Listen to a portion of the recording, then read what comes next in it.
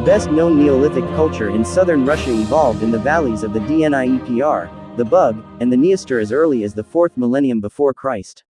It was represented by tillers and warlike nomads, who in most cases managed to coexist rather peacefully, but sometimes fought each other.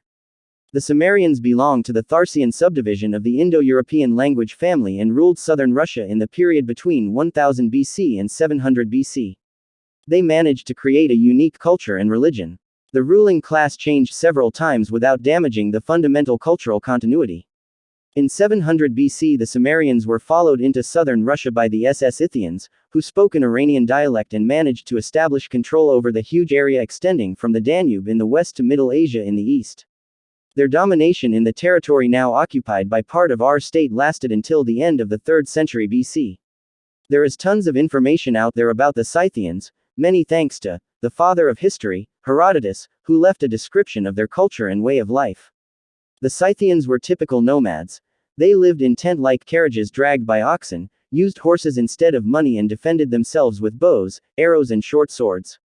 Their military tactics were to attack the enemy unexpectedly and then escape quickly after attaining what it was they were after in the first place. These tactics, based on mobility, enabled them to fight successfully against the mighty Persians, who failed to defeat the crafty nomads several times. The Scythians established a strong military state, but one shouldn't forget that among the total Scythian population there were also a group of people, known as the Scythian Ploughmen. Their main occupation was tilling, but they did a lot to develop the culture and religion of the area. In 3 BC, the Scythian territories were conquered by another Iranian-speaking population, the Sarmatians. Generally speaking, they didn't differ much from the Scythians and therefore quickly fit into the culture and economy of the area. The Sarmatian rule in southern Russia lasted from the end of the 3rd century BC to the 3rd century AD. It was during the Scytho-Sarmatian period that the Greeks started establishing their colonies on the coast of the Black Sea in southern Russia. Especially rich and influential among these colonies were Chersonesus, Sevastopol, Tanay, Panticapaeum, and Olbia, which were all visited by the above-mentioned Herodotus. These colonies began as fishing enterprises but later grew into flourishing commercial centers. But what's more important is that they made the highly developed Greek culture available to inhabitants of southern Russia and thus enabled their participation in the very pulse of the Hellenic world. The Iranians did nothing to destroy the Greek colonies, choosing instead to maintain trade and other contacts with them. Intermarriage and assimilation, not wars, formed the basis of their relations. The close cooperation of the Greeks on one hand and the Scythians and the Sarmatians on the other had led to the emergence of a unique culture, which combined both European and Asian components. As we can see, the territory of Russia played a role in the construction of a bridge between Eastern and Western civilizations preceding the birth of Christ. The Sarmatian rule in southern Russia was interrupted by the Germanic tribe of the Goths, who gained control over the area in approximately 200 AD. Although they proved themselves to be skillful warriors and sailors, they had very little to contribute to the Iranian Greek culture. In the year 370 they were challenged by Turkic-speaking people from Central Asia known as the Huns. The Huns, led by Attila, were not associated with the great migrations which took place in Europe at this time. Attila had led his warriors up to France, where they were finally defeated. But the Huns put Gothic control over southern Russia to an end and enabled its settlement by the Bulgars, who came from the east, and the Slavs, who came from Europe. The great migration of the people was like a storm in the ocean, like a flood in the spring. It radically changed the political and ethnic face of Europe. The future Russia was no exception. In the 7th century AD, a new force in southern Russia was gaining strength, to be more exact, on the lower Volga, the Khazar state. The impact of the Khazars split the Bulgars in two groups. The representatives of the first group moved to the Balkans, where they assimilated with the slaves and gave the territory its present name, Bulgaria. The representatives of the second one established a state at the confluence of the Volga and the Kama, which later became known as Volga's Bulgaria. Although the Khazars were another Turkic-speaking people, their historical role proved to be quite different from that of the Huns. They soon gave up their nomadic way of life and established a state, which was comprised of vast areas in southern Russia, and with time became a regional superpower. The Khazars built the towns, passed rather progressive laws, and grew rapidly in wealth and influence. This was partly because of the favorable position of the Khazar state, which lay at the crossroads of two continents and therefore had close links to the Arabic and Byzantine worlds. The Byzantine Empire and Arabic Caliphate were the strongest and culturally most developed states at this time.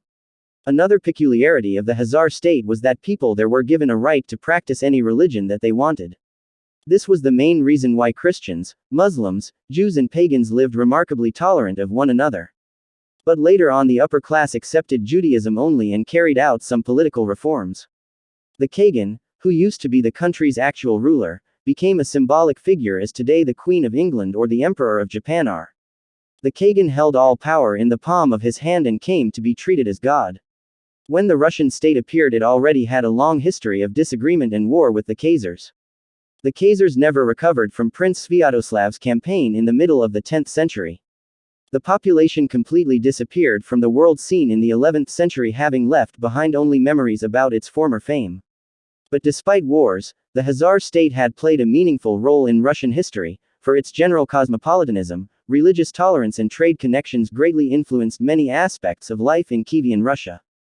Cultures on the northern shore of the Black Sea and on the southern Russian steppe, from the prehistoric period to the time of the Khazars, form an essential part of the background of Kievan Russia. Yet it is true that the people of the Kievan state, who came to be known as Russians, were not Scythians, Greeks, or Khazars, but East Slavs. But who were these East Slavs that were the future founders of the Russian state? When and where did they come from? To the present day these questions remain a great mystery. They have always brought forth endless debates among linguists, anthropologists, archaeologists, historians and many other scholars. Most of the information about the Slavs is taken from historical and geographical works of Byzantine, Gothic, and Arabic authors, which all tend to be extremely controversial. The Slavic languages form a subdivision of the Indo-European language family, which includes most of the tongues spoken in Europe today, for example, English, and some used in Asia. It started to split into various languages in approximately the 4th millennium BC. But none of the specialists can say exactly when and where Slavic languages first emerged.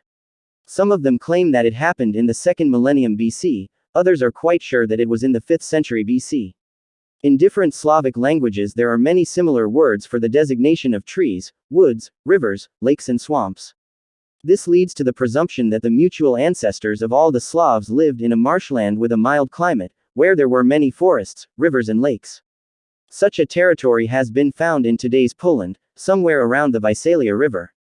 According to the latest scientific researchers, the first undoubtedly Slavic archaeological cultures date from the 6th century AD.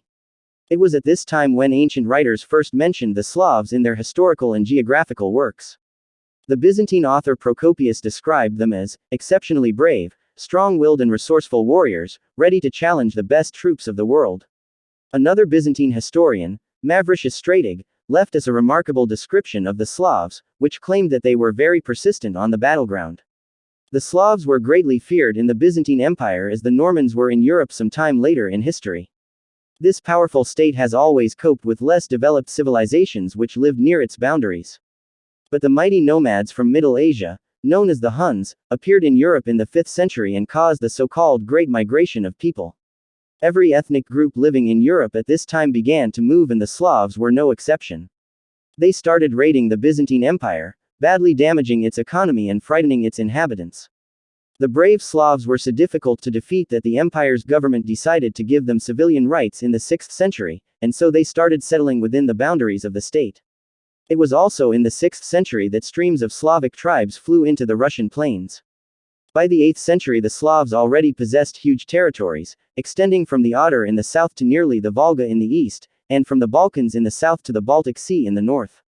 By this time that the Slavs were divided into 3 large groups: West Slavs, future Czechs and Poles; South Slaves, future Serbs; and East Slavs, future Ukrainians, White Russians or Byelorussians and Russians.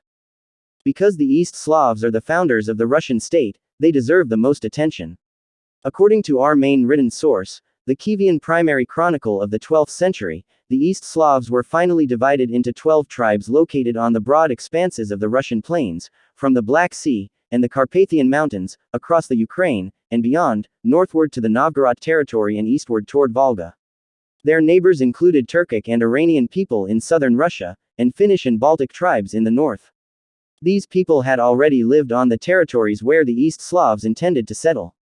But the aboriginals and newcomers were comparatively seldom at war. Intermarriages and assimilation took place far more often.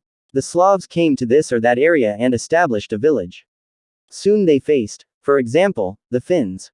But the strength of local populations was so small, that the warlike Slavs saw no reason to fight, and preferred making friends. This peculiarity can be viewed as a significant factor in Russian history. When Russians crossed the Ural Mountains late in the 16th century and found themselves in Siberia, which was inhabited by the primitive tribes of local peoples, they treated them remarkably well. Generally speaking, Russians managed to join the huge territories of Siberia partly because they were almost never at war with the aboriginals, allowing them the right to live as they wanted and to practice any form of religion. By the 9th century AD, the Eastern Slavic economy, society, and culture had already experienced considerable development. Agriculture was well and widely established. Other important occupations included fishing, hunting, cattle raising, weaving, and pottery making, as well as other crafts and arts, such as carpentry. The East Slavs had been engaging in a varied and far-flung commerce and possessed a remarkable number of towns. Some of them, such as Novgorod, Smolensk, and Kiev, a town belonging to the tribe of the Ploughmen, developed their individual histories, which are both interesting and important.